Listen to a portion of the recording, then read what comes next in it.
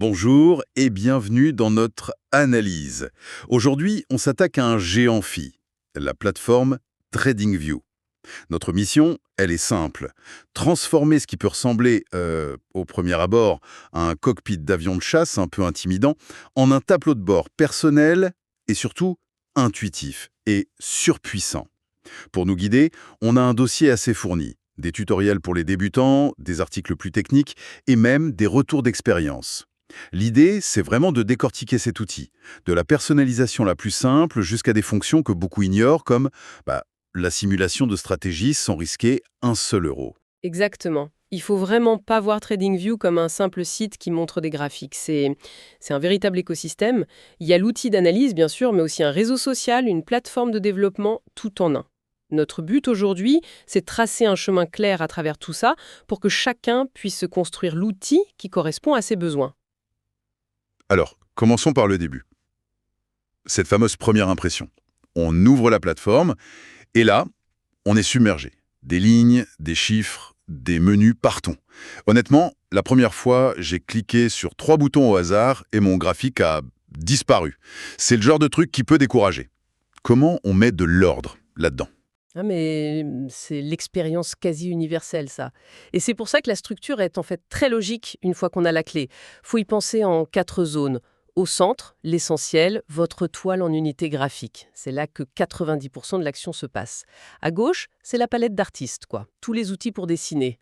En haut, c'est le poste de pilotage stratégique. Choix de l'actif, unité de temps, les indicateurs. D'accord. Et la partie droite? Elle a l'air toujours très animée. Ça, c'est le centre de communication et de surveillance. On y trouve les listes de surveillance, le fil d'actualité, les alertes et toute la partie communautaire. Mais c'est un panneau qu'on peut afficher ou masquer pour se concentrer.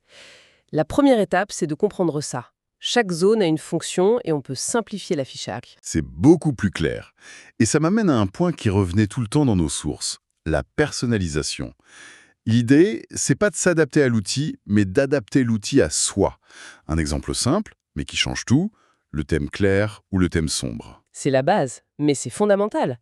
Si on passe des heures devant les graphiques, la fatigue visuelle, c'est un vrai facteur de risque. Mais ça va plus loin, ça touche même à la psychologie du trading. Prenez les couleurs des bougies. Le vert pour la hausse, le rouge pour la baisse. C'est le standard. Mais ces couleurs sont chargées émotionnellement. Le rouge, c'est le danger, la perte. Le vert, l'espoir. Et ça peut influencer les décisions. Ah, c'est intéressant ça. Et il suggère quoi comme alternative? Émotionnel. On analyse une information, pas un signal de panique, quoi. C'est un petit changement, mais qui aide à construire une approche plus disciplinée. Et le mieux, c'est qu'une fois qu'on a tout réglé, on peut sauvegarder toute la configuration. C'est la fonction de modèle. J'ai trouvé ça génial. En un clic, on retrouve son environnement de travail. C'est un gain de temps énorme. C'est un réflexe de CRO. Avoir un espace standardisé permet au cerveau de se concentrer sur l'analyse, pas sur la configuration. C'est comme un pilote qui sait instinctivement où est chaque commande. Bon, notre cockpit est personnalisé. Maintenant, il faut s'intéresser aux instruments. Le cœur, c'est le graphique. La plupart des gens connaissent les bougies japonaises classiques. Mais je suis tombé sur un autre type de graphique, le Heikin Ashi, présenté comme une version débruitée du marché. C'est une excellente image. Eikin Hashi, ça veut dire barre moyenne en japonais. Ça utilise une formule de calcul différente pour lisser les fluctuations. Et visuellement, le résultat est frappant. Les tendances apparaissent beaucoup plus claires, plus continues. Ça filtre une bonne partie du bruit du marché. J'ai lu dans un article que c'est très bien pour suivre une tendance, mais que ça peut être dangereux pour du trading à très court terme, parce que le lissage crée un décalage avec le prix réel. C'est un compromis. C'est un excellent point et c'est le piège principal. Le lissage qui rend les tendances si claires, il masque aussi les points de retournement immédiats. Le prix affiché par une bougie Aikinashi, c'est pas le prix auquel on peut trader à l'instant T. C'est donc un outil fantastique pour confirmer une tendance de fond, mais il est inadapté pour chercher un point d'entrée à la seconde près. Et bien sûr, peu importe l'outil, la maîtrise des unités de temps reste capitale.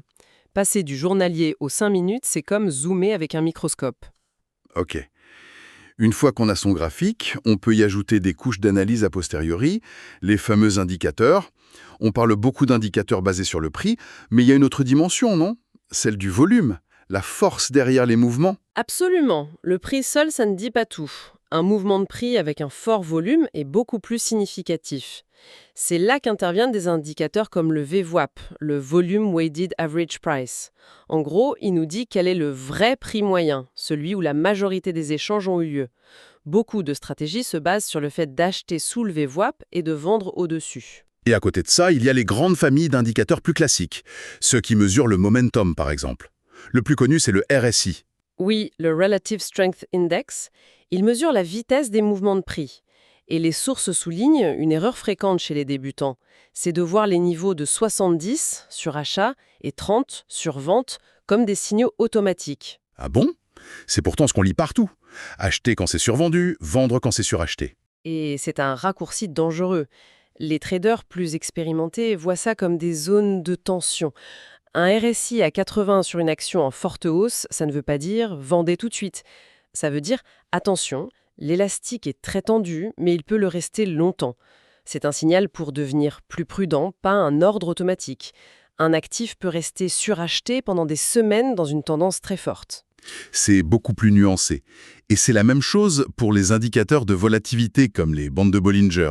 J'ai lu qu'en très forte tendance, le prix peut surfer sur la bande supérieure pendant très longtemps. C'est tout à fait ça. Les bandes de Bollinger sont fantastiques pour voir les phases de contraction de la volatilité. Quand les bandes se resserrent, c'est souvent qu'un mouvement explosif se prépare. Mais en pleine tendance, comme vous dites, le prix peut longer une bande. L'erreur serait de vendre systématiquement quand le prix touche la bande haute. C'est souvent au contraire un signe de force extrême. L'interprétation, en fait, n'est jamais purement mécanique. Ça dépend toujours du contexte. C'est intéressant parce que ces indicateurs sont une lecture mathématique du marché, mais parfois l'analyse est plus artistique. Plus manuel. Et c'est là, j'imagine, qu'interviennent tous les outils de dessin à gauche. Exactement. C'est la boîte à outils du chartiste pour tracer sa propre interprétation. Les lignes de tendance, les canaux, les lignes horizontales pour marquer les supports et résistances, c'est une approche plus subjective, mais tout aussi puissante. Un outil un peu plus avancé, mais très populaire, c'est le retracement de Fibonacci. Il permet d'identifier des zones de correction probables après un grand mouvement. Et pour ne pas se perdre dans la cinquantaine d'outils disponibles, un tuto donnait une super astuce, la barre de favoris. Ah oui, c'est un gain d'efficacité énorme. On clique sur la petite étoile à côté de chaque outil et ça l'ajoute à une petite barre flottante. Au lieu de chercher dans les menus, on a ces 5 ou 10 outils préférés accessibles en un instant. C'est encore une fois l'idée de fluidifier son analyse. Alors, on a un cockpit personnalisé, des instruments sophistiqués, mais se lancer directement avec de l'argent réel, ça ressemble à une très mauvaise idée. C'est là qu'intervient une fonction que toutes nos sources qualifient de fondamentale, le paper trading. C'est le simulateur de vol. Indispensable. On l'active depuis le panneau de trading, en bas, et on se retrouve avec un compte virtuel pour s'entraîner. Mais, pour que cette simulation soit vraiment utile, il y a 2 réglages cruciaux à faire. Les guides les plus sérieux insistent beaucoup là-dessus. Et ce qui m'a surpris, c'est l'insistance non pas sur le comment cliquer, mais sur le fait de rendre l'expérience la plus réaliste possible. C'est la clé. Le premier piège, c'est le capital de départ. Par défaut, TradingView donne 100 000 $ virtuels. C'est flatteur, mais si on compte investir 2 000 €, on développe de très mauvaises habitudes. La première chose à faire, c'est de réinitialiser le compte à un montant réaliste. Ça force à apprendre une bonne gestion du risque. Et deuxième point, j'imagine, c'est de ne pas oublier les coûts cachés. Exactement. Le deuxième réglage, c'est d'ajouter des commissions. Dans la réalité, chaque transaction a un coût. Le simulateur permet de le paramétrer. Si on l'oublie, une stratégie peut sembler rentable, alors qu'en vrai, les frais la rendraient perdante.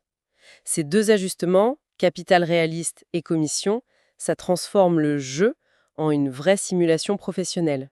Nos sources étaient presque unanimes sur la plus grande faiblesse de cet outil, l'absence d'enjeu émotionnel. C'est donc un outil purement technique ? Précisément. Le paper trading, c'est parfait pour maîtriser la partie mécanique d'une stratégie. Quand entrer ou placer son stop, quand prendre ses bénéfices. On teste si une méthode est mathématiquement viable. Mais ça n'apprendra jamais à gérer la peur ou l'avidité. Ça sépare la compétence technique, qui est essentielle, de la compétence psychologique, qui est déterminante. C'est une distinction fondamentale. Une fois qu'on a maîtrisé la mécanique dans le simulateur, où peut-on aller ? La plateforme semble ouvrir un tout nouveau niveau pour les utilisateurs plus avancés. Oui, et la porte d'entrée vers ce niveau, ça s'appelle PineScript. C'est le langage de programmation de TradingView conçu pour créer des outils d'analyse.